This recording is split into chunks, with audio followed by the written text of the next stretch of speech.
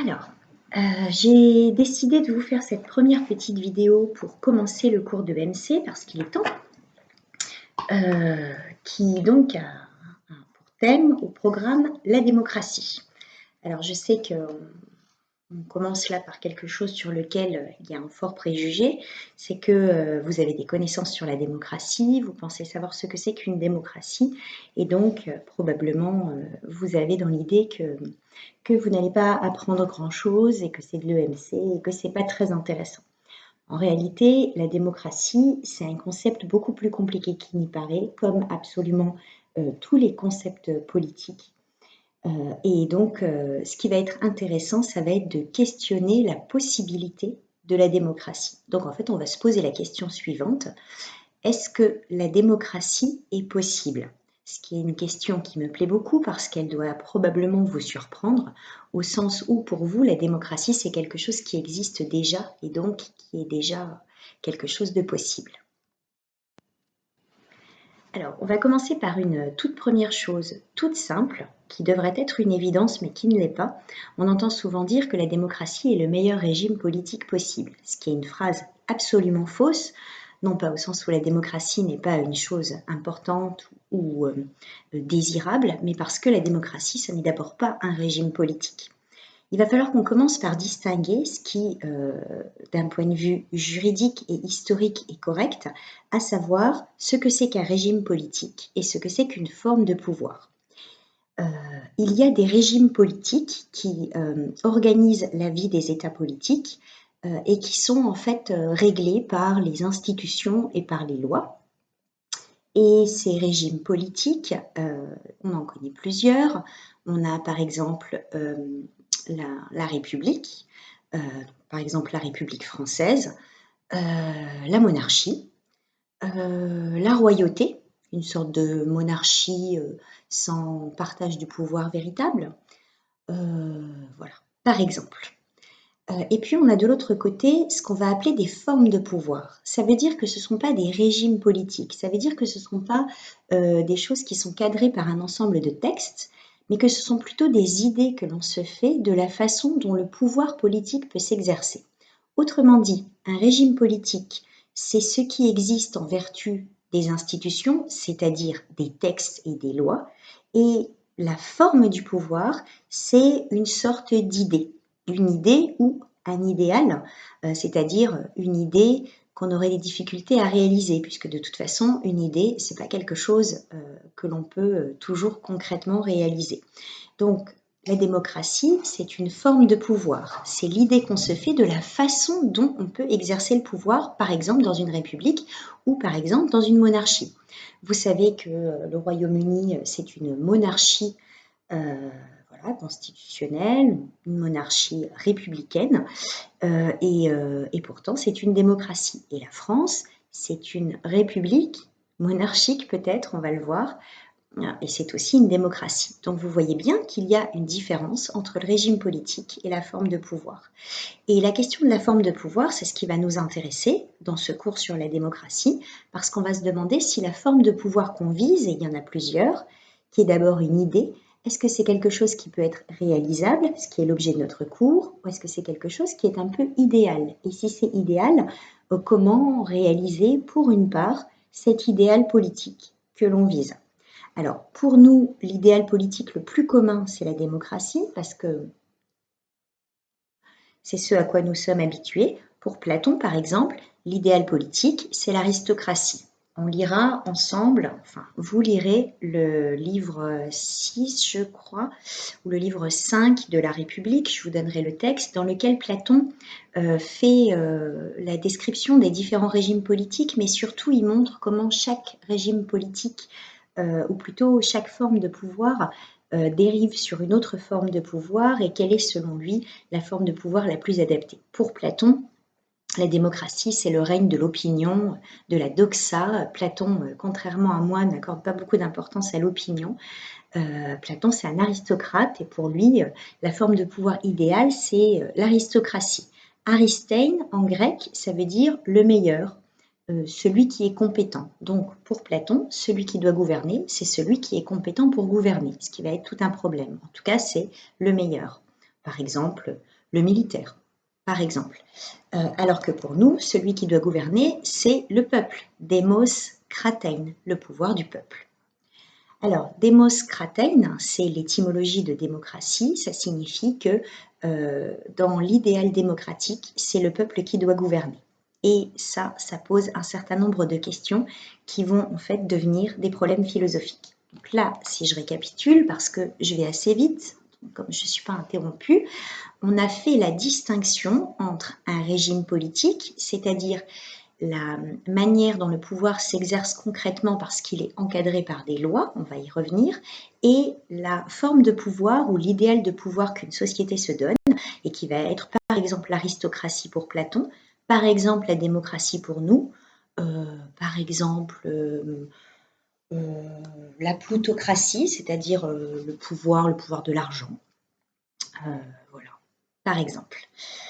Alors, le gouvernement du peuple, c'est quelque chose qui est problématique pour plusieurs raisons. Parce que d'abord, il y a un véritable paradoxe dans cette formule auquel je voudrais quand même vous rendre sensible. C'est que dès le début de la constitution des républiques, et on va y revenir, il faut qu'il y ait un peuple auquel s'oppose, ou simplement au sens étymologique, devant lequel se pose un gouvernant, un législateur ou un gouvernement. Donc ça veut dire que nécessairement, dans l'idée d'une république, le peuple et le gouvernement sont posés face l'un à l'autre et ils n'ont pas les mêmes pouvoirs et ils n'ont pas les mêmes droits. Et dans l'idéal démocratique, le peuple est censé gouverner. Donc le paradoxe, c'est que historiquement et concrètement, le peuple ne gouverne pas. Alors l'idéal démocratique auquel on pense évidemment, plus ou moins l'origine historique de la démocratie, mais ce n'est pas tout à fait vrai parce que la démocratie moderne ne ressemble pas du tout à ça, c'est l'idéal démocratique des Grecs. Donc plutôt, on va dire, d'Athènes, qui n'est d'ailleurs pas l'idéal démocratique de Platon, hein, même s'il connaît cette réalité, il est très critique, c'est la démocratie athénienne. Alors la démocratie athénienne, elle est intéressante. Elle va assez loin au sens où il y a un certain nombre de rôles qui sont tirés au sort, par exemple, au sens où tous les citoyens ont le droit de participer aux décisions politiques, au sens où il y a des assemblées régulièrement, et au sens où, au fond, effectivement, c'est une sorte d'assemblée qui gouverne, la boulée. Il y a même plusieurs assemblées dans mon souvenir, c'est vrai, je n'ai pas vérifié, il y a la boulée. Boulée, ça doit venir de délibérer, quelque chose comme ça. Et donc, c'est par une délibération collective que les décisions se prennent. Donc, la démocratie à Athènes, elle est possible parce qu'elle est rendue possible par des institutions, parce que Athènes, c'est une cité-État, donc c'est une sorte de grosse ville, ça n'est pas aussi étendu qu'un État moderne, évidemment. Elle est possible sur un laps de temps historique finalement assez court, et puis, en même temps, elle connaît aussi ses limites, parce que ce n'est pas le peuple qui gouverne, ce sont les citoyens qui gouvernent, c'est-à-dire les hommes libres, c'est-à-dire les hommes qui ne sont pas des esclaves, c'est-à-dire pas les femmes, chez les Grecs, hein, comme on s'en doute, et puis aussi les citoyens qui sont plutôt riches, parce que les citoyens qui sont pauvres, s'ils peuvent théoriquement participer à la vie politique, en réalité, ils vont rarement perdre une journée de travail pour aller prendre des décisions, participer à la délibération collective à l'Assemblée. Même si, à un moment, dans l'Athènes démocratique, il y a une rétribution qui est mise en place pour permettre aux hommes plus pauvres, aux citoyens plus pauvres et par exemple aux paysans de leur rembourser en quelque sorte une journée de travail pour qu'ils puissent participer à la boulée. Mais c'est une décision assez tardive et finalement qui n'est pas tellement habituelle culturellement, dont les citoyens athéniens vont pas forcément, en tout cas pas massivement, se saisir. Donc si tous les citoyens, donc pas les femmes et pas les esclaves, peuvent participer à égalité aux décisions politiques dans la Grèce antique, en réalité, ça ne représente pas tant de monde que cela. Et puis, comme Platon le dit, finalement, évidemment, le problème de la décision collective, c'est qu'en réalité, une décision, c'est une décision. En réalité, probablement qu'à certains moments, à la boulée, un leader va émerger, probablement que certaines idées auront plus de succès que d'autres. Et puis, comme le dit Platon, le règne de l'opinion s'établit en maître en quelque sorte, et donc peut-être que ce ne sont pas toujours les décisions les plus justes ou les plus rationnelles qui sont prises, mais peut-être les plus plaisantes, celles qui font le plus plaisir. Les hommes qui sont les plus actifs dans la Grèce antique, dans la vie politique, ce sont notamment les sophistes. Alors ce sont également des philosophes, que j'aime beaucoup d'ailleurs, qui accordent une importance toute particulière au pouvoir de la parole. Et ils ont raison, puisqu'en politique, on va le voir, euh, les choses n'existent qu'à partir du moment où elles sont dites ou plutôt écrites. Ça veut dire qu'il suffit des mots pour faire exister les choses en politique. Et ça, c'est une chose très précieuse à retenir et également d'un point de vue philosophique assez fascinant. Et vrai à l'époque de l'Athènes de l'Antiquité comme aujourd'hui.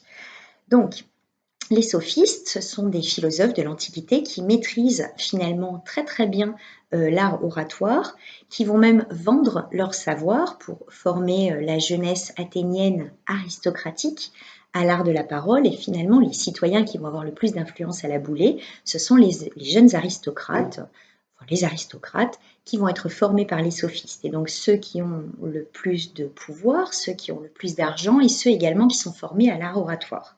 Donc on voit que de démocratie parfaite, idéale, n'existe pas non plus dans l'Athènes de l'Antiquité. Mais cela dit, c'est un peu le modèle historique, puisque en réalité, dans ce qu'on va appeler les démocraties modernes, européennes, américaines par exemple, les démocraties qui finalement émergent sont des constitutions historiques très lentes, on va le voir, qui se mettent en place lentement à partir de la monarchie d'abord et à partir de la réalité politique de la République. Et la République, ça n'est pas tout à fait la démocratie, comme on va le voir.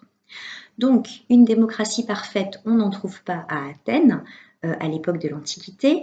On n'en trouve pas non plus aujourd'hui, on va le voir, et peut-être qu'il ne peut pas en être autrement. Alors d'abord, peut-être une question toute simple.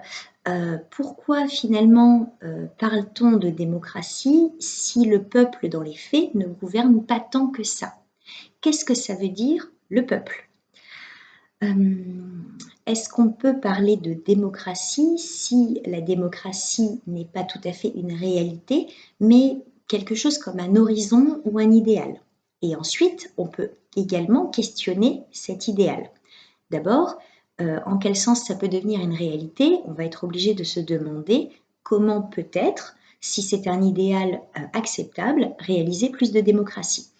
Et ensuite, on peut se demander également si cet idéal est juste, c'est-à-dire est-ce que le peuple doit gouverner? Est-ce que le peuple a la compétence pour gouverner? C'est la critique que fait Platon. Et en même temps, est-ce qu'il y a une compétence pour gouverner? On y reviendra dans le tronc commun, dans le cours de philosophie politique, parce que c'est une grande question, la compétence du chef de l'État. Et d'abord, concrètement, la réalité nous montre que les chefs d'État sont tous très différents les uns des autres. Il y a les gestionnaires, il y a les énarques, comme les hommes d'aujourd'hui peut-être, il y a les militaires, comme De Gaulle ou Napoléon, il y a les monarques, donc les aristocrates en fait qui ont obtenu le pouvoir par le fait des lois héréditaires finalement. Donc on voit que on ne sait pas encore s'il y a une compétence pour gouverner, mais on voit en tout cas que tous ceux qui gouvernent sont très différents les uns des autres. Alors est-ce qu'il y a vraiment une compétence qu'ils partagent en commun? Alors c'est étrange parce qu'on peut étudier les sciences politiques, comme certains parmi vous qui sont inscrits dans le programme Sciences Po, mais précisément, on n'étudie pas la science du politique ou du gouvernant, on étudie les sciences politiques, c'est-à-dire toutes les sciences au sens des connaissances qui seront utiles à celui qui gouverne ou qui travaille avec ceux qui gouvernent. Donc, ça veut dire l'histoire, l'anglais, peut-être, je ne sais pas moi, la gestion, la diplomatie, le droit. Donc ce sont des choses qui sont autour de l'art de gouverner, mais ce n'est pas l'art de gouverner. L'art de gouverner, ça ne s'apprend pas de l'extérieur. C'est une chose que les hommes vont apprendre, mais peut-être vont apprendre par eux-mêmes. Et c'est peut-être également une sorte de prophétie autoréalisatrice. Vous êtes d'accord? Si on nous dit demain, Bon, bah écoutez, vous dirigez l'État, c'est un peu effrayant, mais enfin, pourquoi pas? On ferait le job. On serait très très prudent sur tout ce qui concerne la guerre ou l'arme atomique. On s'entourerait probablement de gens supposés experts dans leur domaine. Et puis, on essaierait d'être prudent, rationnel, juste. Et puis, comme tous les autres gouvernants, ben, on se tromperait énormément. Donc, il n'y a pas de compétences particulières qui permettent à un homme de diriger d'autres hommes. Mais à partir du moment où un homme a des fonctions de commandement, eh bien en fait, il va développer de lui-même un certain nombre de compétences qui sont tout à fait contingentes, mais qu'il va estimer nécessaires pour exercer cette fonction, qui n'est pas un métier, mais qui est davantage, comme on va le voir, une sorte de charge, c'est-à-dire une chose dont plusieurs hommes vont être chargés et dont ils vont essayer, charges dont ils vont essayer de s'acquitter voilà, de leur mieux. Mais ce n'est pas un métier au sens où il n'y a pas de savoir-faire technique absolument certain et il n'y a pas non plus d'ailleurs de résultats attendus. C'est François Mitterrand qui disait la chose suivante dans, je crois, oui c'est ça, dans les entretiens qu'il a accordés à l'écrivain Élie Wiesel, il disait il n'y a pas d'autre façon de mesurer l'efficacité d'un pouvoir que d'en regarder les effets. Autrement dit, alors je n'ai plus la citation exacte en tête, mais ça veut dire en fait, il dit finalement, savoir si on a bien gouverné, c'est attendre que le futur nous juge. En quelque sorte, sur le présent, on ne peut pas savoir si on a bien gouverné. Alors si le gouvernant lui-même n'a pas de compétences précises, est-ce que ça signifie que n'importe qui peut gouverner? Probablement pas. Et si le gouvernant lui-même n'a pas de compétences précises, alors quelles compétences faudrait-il que le peuple acquiert pour pouvoir gouverner? On peut par exemple imaginer comme première piste qu'un peuple gouverne davantage s'il est davantage instruit et donc s'il peut davantage se saisir des différentes problématiques, des finalités de l'État, etc. Alors, je vais faire un petit peu le tour des questions qu'on va essayer d'aborder dans les quelques vidéos et dans le travail personnel que vous aurez à faire. Donc on va se demander d'abord, est-il légitime que le peuple gouverne? Donc quelque chose de plutôt théorique pour lequel on va essayer de s'appuyer un peu sur Platon en essayant de comprendre sa critique et puis pourquoi pas de s'y opposer. Ensuite, on va se demander est-ce qu'il est possible, réalisable que le peuple gouverne? C'est-à-dire, est-ce que la démocratie, qui est une sorte d'idéal politique, peut être quelque chose qui existe? Ou alors est-ce qu'il faudrait reformuler la question en se demandant comment faire exister plus de démocratie, même si cette finalité, elle est toujours un peu plus idéale que réelle. Donc, en quel sens parler de démocratie? Est-ce qu'il faut parler d'une certaine dose de démocratie, de plus de démocratie plutôt que de la démocratie? Donc, de démocratie, comme on parlerait d'une quantité de sucre, plutôt que de la démocratie, comme on parlerait de quelque chose comme la mort, quelque chose d'unique. La démocratie, c'est pas quelque chose de possible, donc peut-être plus de démocratie, quelque chose d'indéfini, de quantifiable et de pas complètement réalisable. Donc comment réaliser plus de démocratie si cela est quelque chose qui est pour nous légitime, sur lequel on va essayer de se demander si c'est une chose que l'on estime juste, parce qu'on voilà, on est obligé de remettre un petit peu en question aussi ces évidences un petit peu faciles. Ensuite, on va prendre conscience aussi de la variété des manières dont la démocratie peut se réaliser pour savoir comment réaliser plus de démocratie. D'abord, selon les différents régimes politiques au sein desquels elle existe, c'est-à-dire certaines formes de républiques qui sont toutes différentes parce qu'elles ont toutes des origines historiques différentes. Certaines formes de république, certaines formes de monarchie, certaines formes de contrats sociaux un peu plus tardifs, comme aux États-Unis par exemple.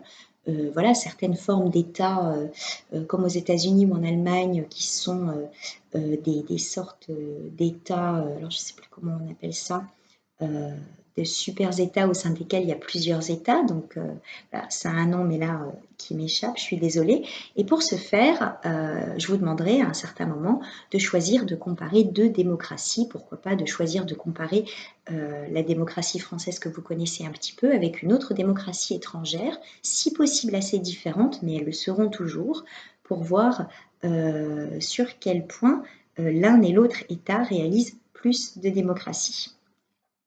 Ensuite, on va se demander également, de ce fait-là, si la démocratie, c'est quelque chose qui est plutôt fictif, si c'est quelque chose comme une fiction, ou si c'est quelque chose qui est plutôt réel, puisqu'au fond, c'est une sorte comment dire, c'est une sorte de forme de pouvoir à laquelle nous tenons beaucoup et depuis très longtemps. Donc ça, c'est quand même quelque chose qui est une réalité.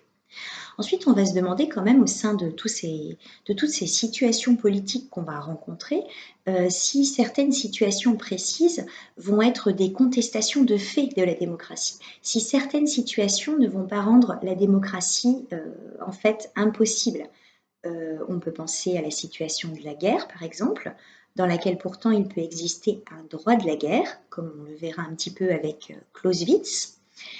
Et puis, dans les situations de révolution, de transition politique, qui sont au cœur même parfois de la naissance des républiques, souvent même, et qui parfois rendent impossible une réalité pleinement démocratique.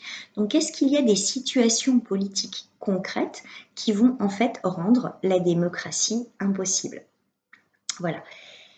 Alors, donc tout ça, ce sont les questions que l'on va se poser ensemble et je vais commencer d'abord par le premier point, c'est-à-dire par essayer de comprendre pourquoi nous tenons tant au sein d'une république historique à vivre dans une république démocratique. Alors, qu'est-ce que c'est qu'une république ? Alors, il y a deux auteurs dont je vais parler là, et je vais commencer par le plus connu des deux, vous ne pouvez pas l'ignorer, c'est Jean Bodin. Je plaisante, vous ne connaissez pas du tout Jean Bodin, et pourtant ceux qui feront du droit l'an prochain vont forcément rencontrer cet auteur. C'est un auteur de quel siècle? Comme d'habitude, c'est 16e, 17e? Je crois que c'est le 17e.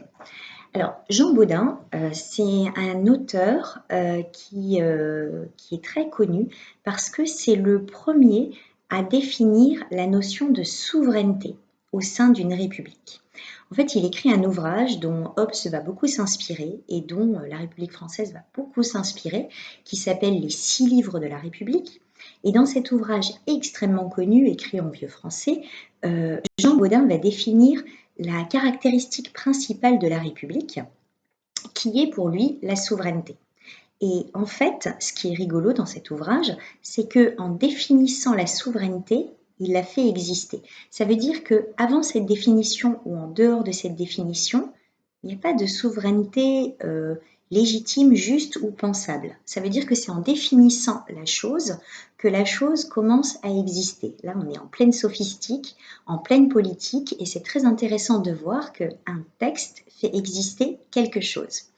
Alors, la souveraineté, c'est un mot qui vous est familier, même si peut-être d'un point de vue politique, vous ne voyez pas très bien ce que ça recouvre.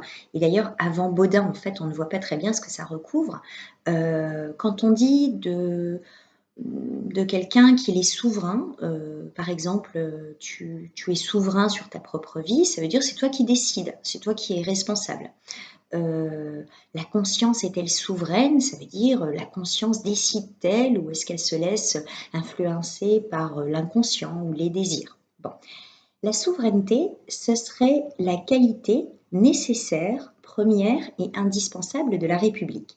Res publica, en latin, ça veut dire la chose publique. La République, qu'est-ce que c'est? C'est l'organisation précise des différents pouvoirs qui vont constituer une société politique et savoir qui exerce le pouvoir et à qui on confie les différents pouvoirs. C'est-à-dire, il peut y avoir un seul souverain, il peut y avoir aucun partage du pouvoir politique ou exécutif, mais simplement on va décider s'il y a des élections ou non, quels seront les droits des militaires ou pas, quels seront les pouvoirs étendus du souverain lui-même, quelles seront éventuellement les limites, parce qu'en réalité, on va le voir, en théorie, il y en a toujours, en pratique, pas toujours, c'est étonnant. Enfin, c'est un paradoxe rigolo, on verra.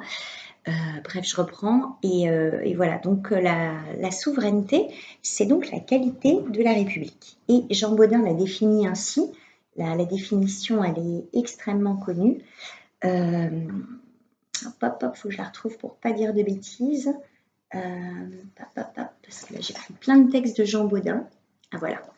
La souveraineté est la puissance absolue et perpétuelle d'une république. Je vous transmettrai les textes essentiels. Je répète, la souveraineté est la puissance absolue et perpétuelle d'une république. Alors, qu'est-ce que ça veut dire? Jean Bodin est un grand lecteur d'Aristote. Vous vous rappelez, Aristote, enfin vous vous rappelez si j'en ai parlé, je ne sais plus, Aristote, il distingue l'acte et la puissance. Pour vous, la puissance, ça a peut-être un peu le synonyme c'est peut-être un peu le synonyme de la force, etc. En un sens, oui, la puissance, c'est le potentiel, c'est le possible, c'est ce qui va se développer, contrairement à l'acte qui est quelque chose qui est réalisé, qui existe à partir de la puissance. Donc la puissance, c'est un terme très aristotélicien, qui a ici ce double sens de à la fois force, pouvoir, et à la fois réalisation constante et jamais complètement réalisée. Donc la souveraineté est la puissance absolue et perpétuelle d'une république.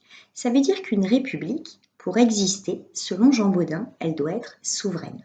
Et surtout une république, pour ne pas être attaquée, pour ne pas être fragile, et puis pour être une république, c'est-à-dire pour être une organisation politique dans laquelle il y a des décisions qui sont prises, dans laquelle on recherche une certaine justice, dans laquelle on recherche une certaine unité du traitement des gens, qui implique un certain gouvernement en fait, eh bien une république pour exister, elle a besoin d'être souveraine, c'est-à-dire elle a besoin de décider seule, elle a besoin d'être indépendante, d'être autonome et donc d'être forte. Une république faible, comme va le dire Machiavel, Hobbes, Mandeville, des auteurs dont on parlera tous dans le cours de philosophie politique, parce qu'ils sont tous très passionnants, les auteurs du politique, ce sont des rusés. La fragilité d'une république la conduit nécessairement à sa perte, nécessairement. Dans la vie courante, on peut tout à fait montrer ses faiblesses en politique. Je ne parle pas des personnes, mais un État, une république ne peut pas montrer sa faiblesse sans que ses voisins ne déclenchent une guerre pour prendre ses ressources ou pour utiliser sa puissance. Enfin voilà, c'est parce que les nécessités du politique ne sont pas les mêmes que les nécessités de la vie courante, de la vie ordinaire, de la vie, de la vie personnelle, privée ou civile, si j'ose dire. Donc, une république, pour exister et pour perdurer, doit donc être souveraine. Et qu'est-ce que c'est que la souveraineté? C'est sa puissance absolue et perpétuelle. Alors ça, c'est intéressant. Absolue, ça veut dire que rien ne doit s'opposer à la puissance de la République. Donc, ça veut dire que la République ne doit pas pouvoir être fragilisée par des ennemis, qu'ils soient des ennemis extérieurs, comme le pays étranger qui pourrait déclarer une guerre, ou des ennemis intérieurs, comme des opposants politiques, comme une révolution politique, des manifestations populaires, etc. Donc ça veut dire en quelque sorte que Jean Bodin, quand il théorise la République, qui est pour nous un terme absolument romantique, 19e, un terme qui suppose la démocratie, la liberté, etc. Pas du tout. D'un point de vue historique, la République, c'est pensé comme une monarchie. D'ailleurs, c'est pensé au XVIIe siècle sur le modèle historique de la monarchie. Une république, c'est un gouvernement très très fort pour Jean Bodin et pour Thomas Hobbes qui va quand même aussi reprendre un certain nombre des thèmes évoqués par Jean Bodin ici.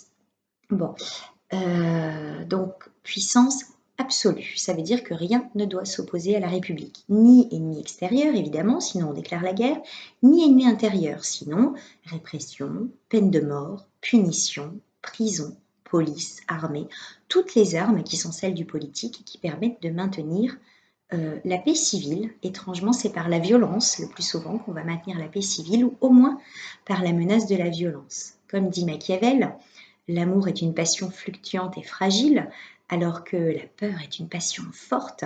Donc tu peux te faire aimer par tes sujets, dit-il au prince. Ça peut fonctionner, mais tu prends un risque parce que c'est quelque chose de fragile. Alors que si tu es craint, ça c'est quelque chose qui est beaucoup plus stable. C'est pas plus fort, c'est plus stable. Et donc mieux vaut être craint qu'aimé pour demeurer au pouvoir plus longtemps. Et sur ce modèle-là, la République, elle doit avoir une puissance absolue. Et chose intéressante, la République doit également avoir une puissance perpétuelle. Alors là, c'est assez drôle, c'est une sorte de paradoxe très important, parce qu'il faut distinguer ici la République et le dépositaire de l'autorité de la République, c'est-à-dire celui qui gouverne. En fait, celui qui gouverne, c'est un peu un homme double. Il a un double visage. Il se transforme en fait. Il est double. Quand il est le dépositaire de l'autorité, c'est-à-dire quand il exerce les fonctions de gouvernant, il est la République. De manière fictive, parce que ça reste un homme, il peut se faire assassiner comme Kennedy, il peut lui arriver plein de choses, ça reste un homme, il peut être corrompu, il peut être inefficace, etc. Mais en tant qu'il exerce, et tant qu'il exerce, c'est-à-dire tant qu'il est en vie, en forme et en activité, tant qu'il exerce ses fonctions, il n'est pas lui-même, il est la République. Et en ce sens, il est dépositaire des pouvoirs perpétuels de la République. Or, les hommes qui exercent le pouvoir dans une république ne sont pas éternels. Donc, à chaque changement de gouvernant, le gouvernant précédent va être déchu de cette autorité qui ne lui appartenait pas, qui n'était qu'une fonction ou une charge, pour la passer au suivant, soit parce qu'il est mort, soit parce qu'il y a eu des élections, peu importe. Mais la République, elle, par la succession de ses gouvernants, conserve une souveraineté qui doit être perpétuelle. Ça veut dire qu'en quelque sorte, il va falloir distinguer de façon très très simple l'État et celui qui à un moment représente l'État et est le dépositaire de son autorité, qui, tant qu'il exerce cette fonction, a les pleins pouvoirs, et quand il ne l'exerce plus, devient un citoyen ordinaire, pas tout à fait ordinaire, prestigieux, protégé, pourquoi pas, mais qui n'a plus en sa possession tous les symboles et puis tous les pouvoirs concrets aussi de l'État.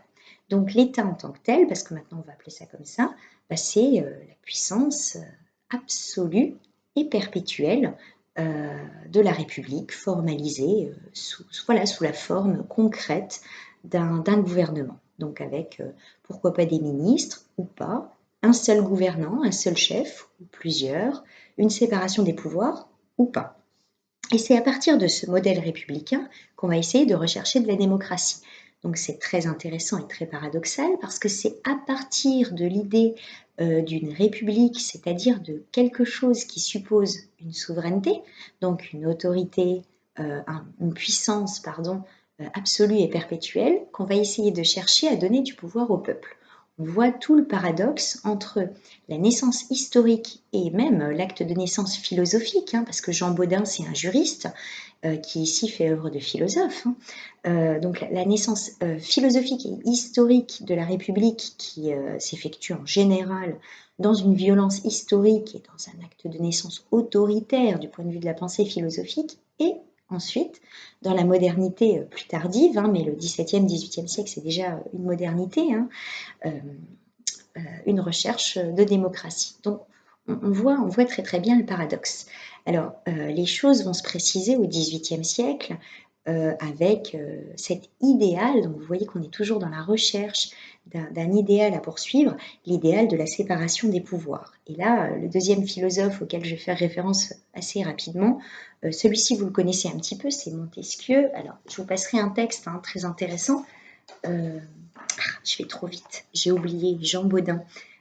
C'est rigolo pour vous montrer à quel point finalement la politique, c'est à la fois juste des mots et surtout une histoire et pas tellement de théorie en fait. Jean Bodin dit pour que la République soit souveraine, il faut qu'elle ait une puissance absolue et perpétuelle. Il faut donc qu'elle soit indivisible. Ce mot, il est dans le texte des 6 livres de la République de Jean Bodin au XVIIe siècle. Et c'est rigolo parce que c'est, dans mon souvenir, l'une des premières phrases des textes sur la laïcité. Et des textes sur la laïcité, ou enfin des grands textes fondateurs de la République française. est-ce que c'est pas aussi dans la Déclaration des droits de l'homme et du citoyen, je sais plus. La République est une et indivisible. C'est un des textes fondamentaux en fait des institutions françaises, et on voit que c'est directement inspiré par Baudin et par la première constitution très autoritaire de la République. Donc c'est assez amusant. Voilà. Et puis Baudin, il reprend des métaphores très connues. Je vous lis un tout petit morceau. Tout ainsi que le navire n'est plus que bois, sans forme de vaisseau, quand la quille, la poupe et le tillac, je sais pas ce que c'est le tillac, et le tillac sont ôtés, aussi la République, sans puissance souveraine, qui unit tous les membres et partis d'Icelle, et tous les ménages et collèges en accord, n'est plus République. La souveraineté est la puissance absolue et perpétuelle d'une République.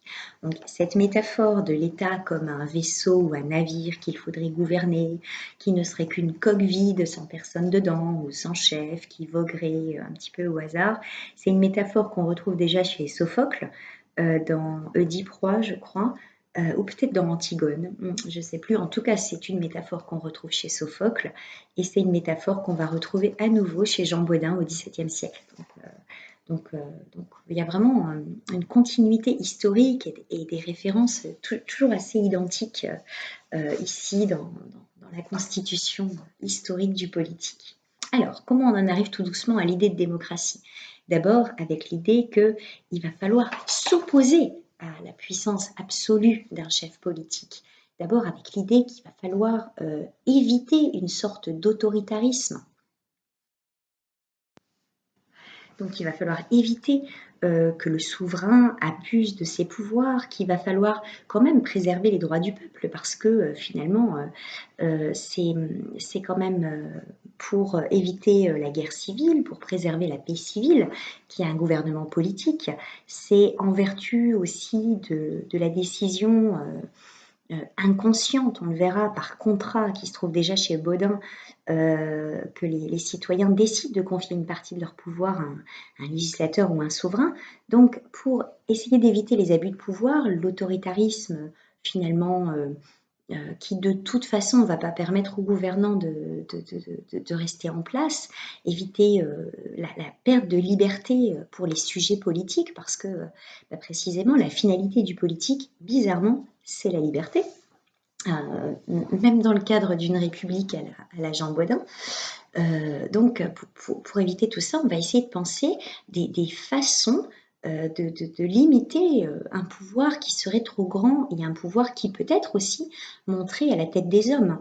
Même si Machiavel dit finalement le bon souverain, celui qui va rester en place très longtemps, c'est celui qui est capable de lui-même de limiter son pouvoir, ou en tout cas de faire semblant qu'il le limite.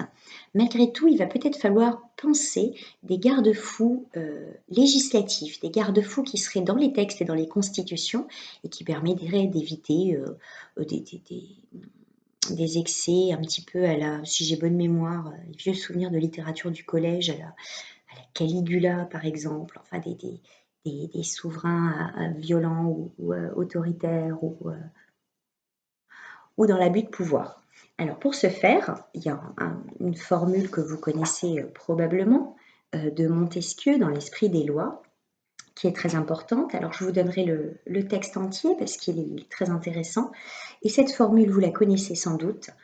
Pour qu'on ne puisse abuser du pouvoir, il faut que, par la disposition des choses, le pouvoir arrête le pouvoir. Je répète, pour qu'on ne puisse abuser du pouvoir, il faut que, par la disposition des choses, le pouvoir arrête le pouvoir. Alors, d'abord on explique cette citation, ensuite on en montre quand même le caractère idéaliste ou au moins paradoxal.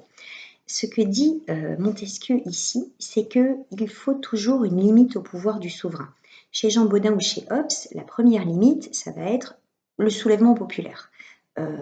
Si de toute façon les sujets doivent préserver leur vie, ils vont se soulever et ils vont renverser le gouvernement, donc ce sera la première limite. mais c'est quelque chose d'assez contingent quand même. Ça dépend de l'histoire des hommes. Dans certaines situations, les hommes vont se soulever, et dans des situations qui ont l'air, parce que c'est jamais le cas, quasiment identiques, 2 siècles plus tard, les gens vont pas se soulever.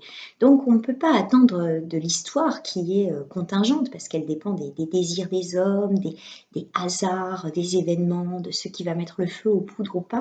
On ne peut pas attendre justement du peuple, c'est intéressant, un soulèvement qui serait juste. On ne peut pas attendre finalement de celui qui est gouverné qu'il parvienne par ses propres forces et par son propre génie à calmer le gouvernant.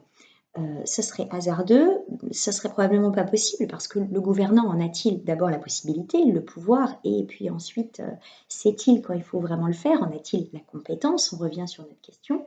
Donc il va falloir trouver une manière de rendre ça possible. Et Montesquieu dit, il faut que par la disposition des choses, donc la disposition des choses en politique, c'est quoi? C'est les textes, c'est les dispositions qui sont prises dans les textes. Toujours ce caractère fascinant du politique. Le mot fait exister la chose. C'est quand même le seul domaine de l'existence, je crois, dans lequel le mot fait exister la chose. Même un poète, il peut nous dire la terre est bleue comme une orange. La terre, enfin, une orange, c'est toujours pas bleu. Si je dis je ne mourrai jamais, c'est pas pour autant vrai, même si j'y crois un peu. Par contre, en politique, c'est vrai. Le mot fait exister la chose. Ça, d'un point de vue politique, c'est vraiment fascinant. Donc, par la disposition des choses, en politique, ça veut dire quoi? Ça veut dire par les dispositions prises dans les textes, donc par les constitutions, il faut que le pouvoir arrête le pouvoir. Alors, le pouvoir arrête le pouvoir, c'est paradoxal. Comment le pouvoir pourrait arrêter le pouvoir? Il ne peut pas s'arrêter lui-même. Le souverain qui serait autoritaire, celui qui serait devenu un dictateur, etc., ne peut pas de lui-même avoir une prise de conscience, évidemment.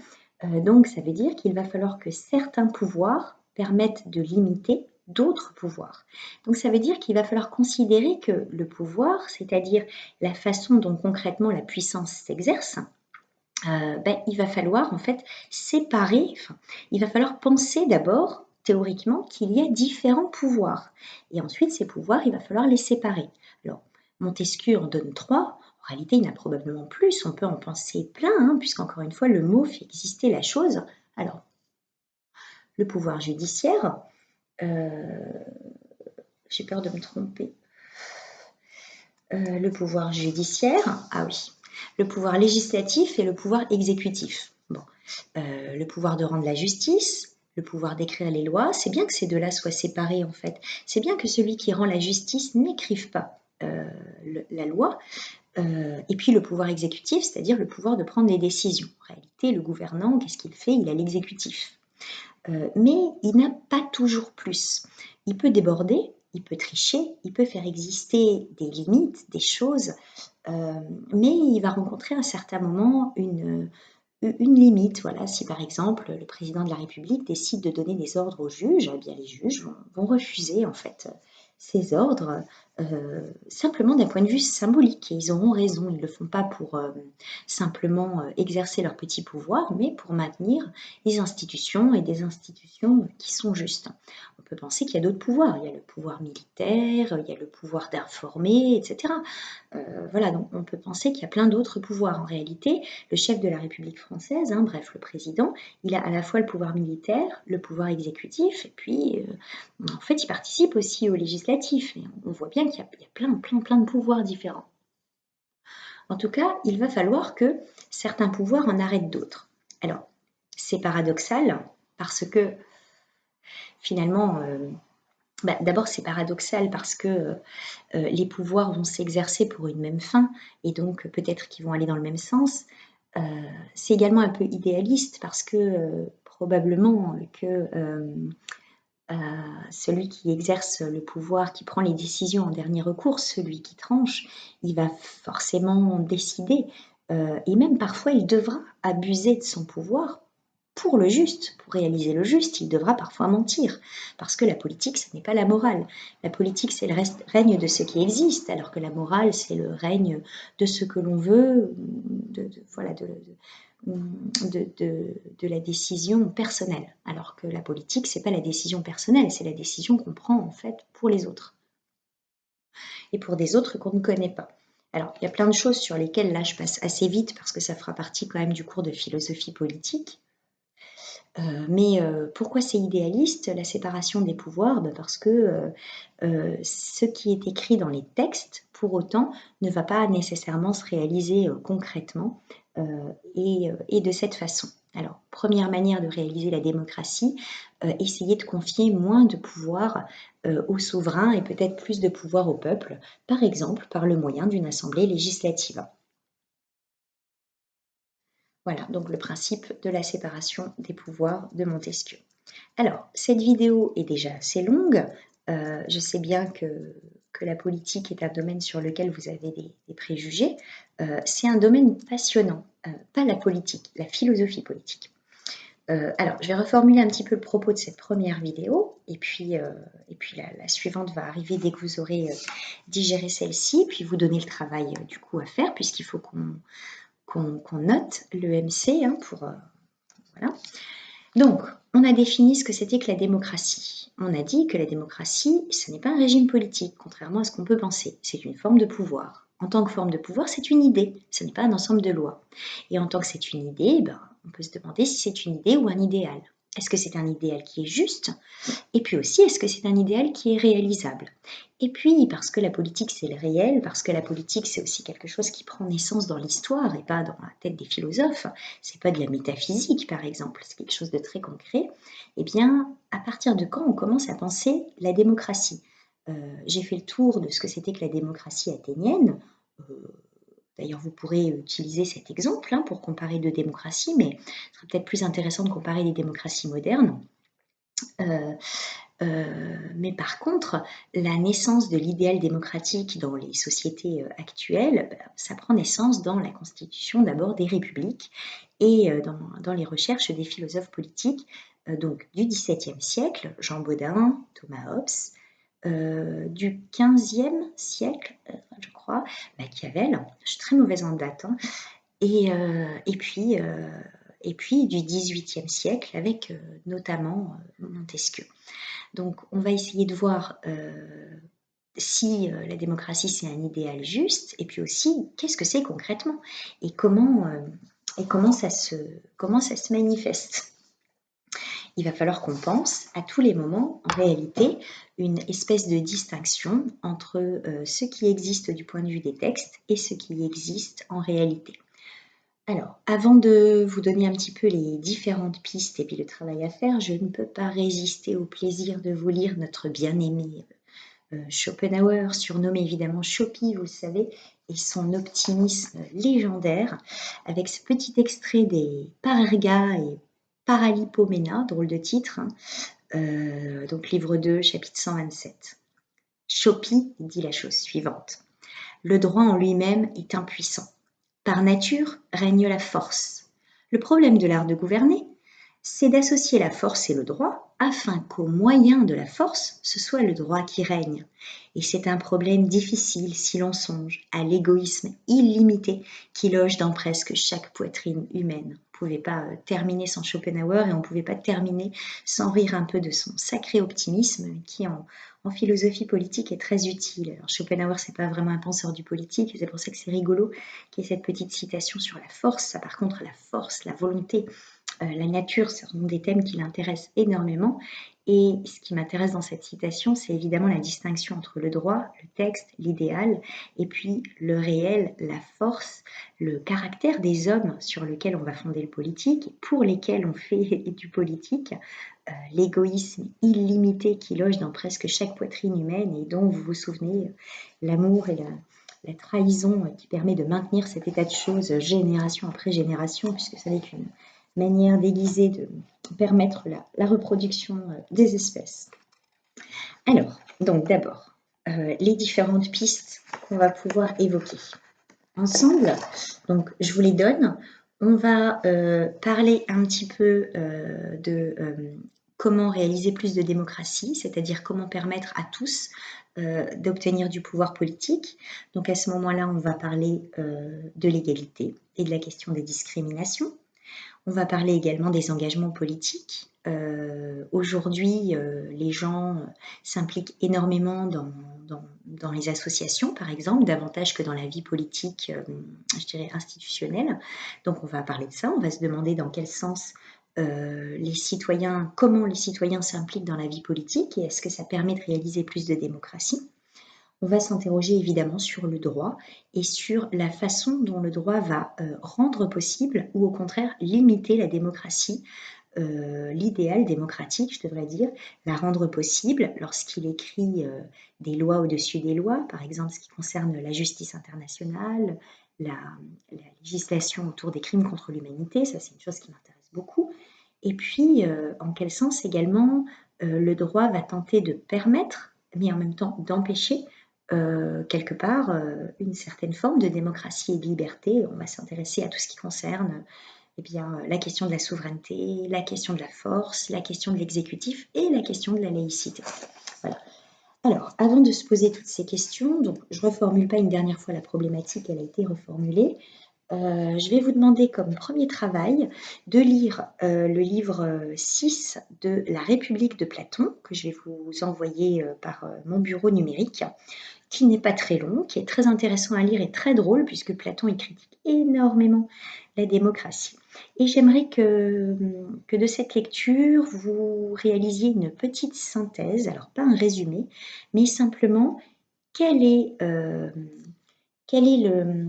la caractéristique de chaque régime pour Platon, quelle est sa faiblesse et comment cette faiblesse mène au régime politique suivant. Donc il va falloir les présenter dans l'ordre puisque la démocratie, par exemple, va mener, si j'ai bonne mémoire, à la tyrannie, je crois, chez Platon.